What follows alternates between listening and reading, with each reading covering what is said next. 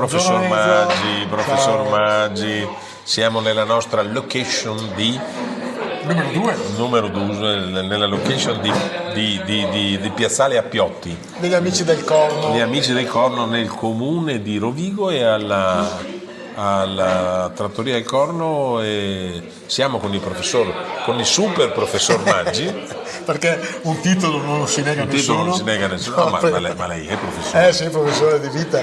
Lei è professore Anche di schiena. Professore anche di schiena. Sì, vita, schiena. Ah, questa è una E pancia battutaccia. anche. Allora, che dire? Oh, fa poco scade il PNRR. Tasi. Come andà?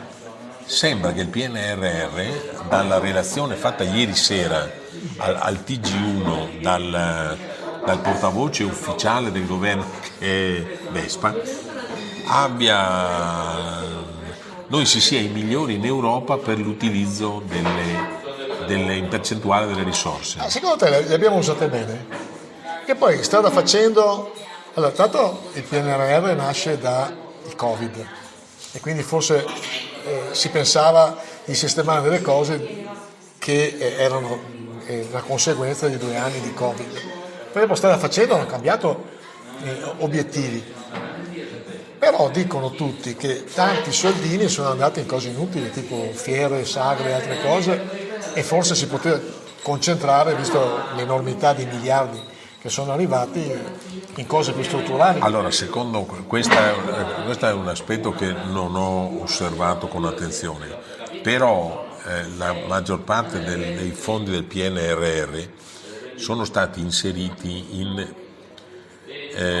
provvedimenti materiali, molto pochi in immateriali. Però sa professore Maggi, la cosa che mi stupisce è questo: sono centinaia di miliardi, decine e decine di miliardi di euro.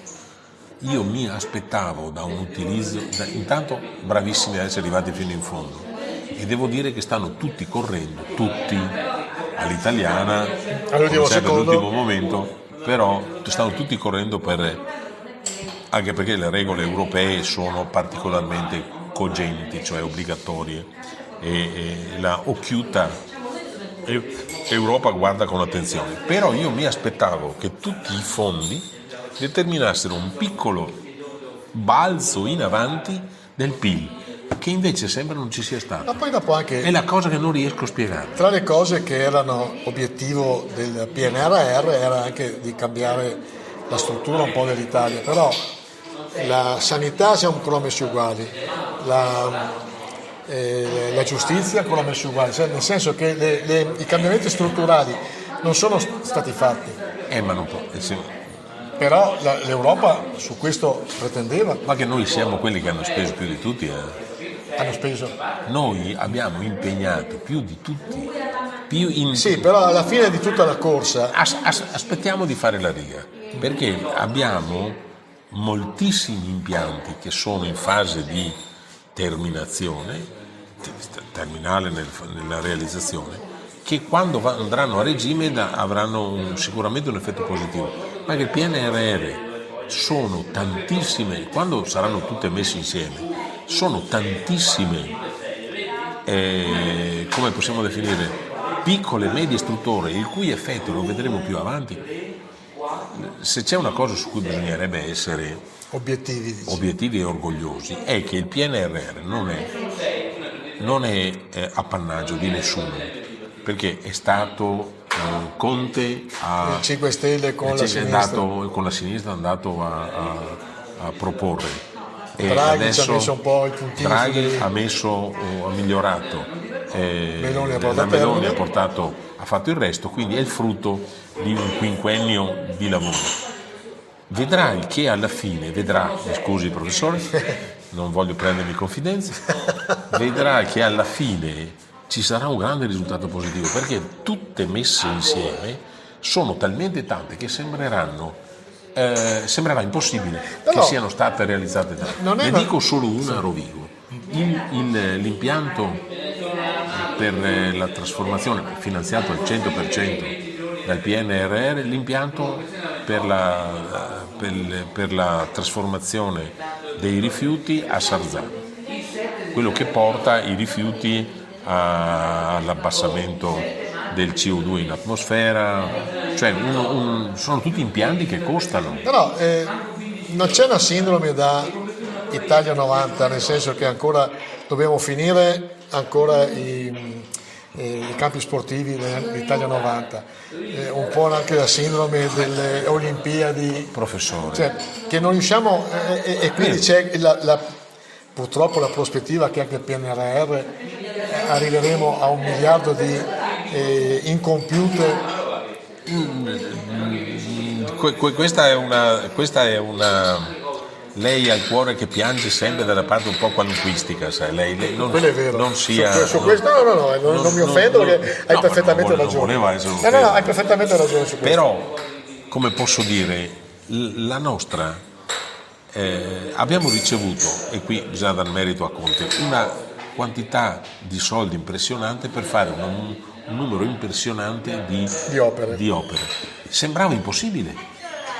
E qui invece bisogna dare atto alla rimodulazione fatta dalla Meloni e soprattutto al lavoro oscuro, ma probabilmente incredibile, fatto da Fitto, il nostro vicepresidente della Commissione esecutiva e nostro rappresentante al Parlamento europeo. Qui hanno portato a casa grandi cose, però oggi siamo alla fine di maggio. Ci diamo appuntamento per uno sprizzetto alla fine di giugno, i primi luglio, dove tiriamo la riga e facciamo un po' di numeri, ma vedrà che saranno tanti. Però ciò nonostante, e l'hai premesso tu, il PIL non è aumentato. E dov'è il ganglio? Dov'è bravissimo, questo è perché il problema. 200 miliardi che fanno parte di 5 anni di PIL. Il fatto che il nostro PIL non cresca è il grande cruccio che secondo me non è della Meloni o della Schlein o di segretario nazionale di Forza Italia, è un cruccio di tutti. Stavo per fare un'espressione che è politically non correct, che bisogna, è un danno di tutti, che non è possibile che un paese come il nostro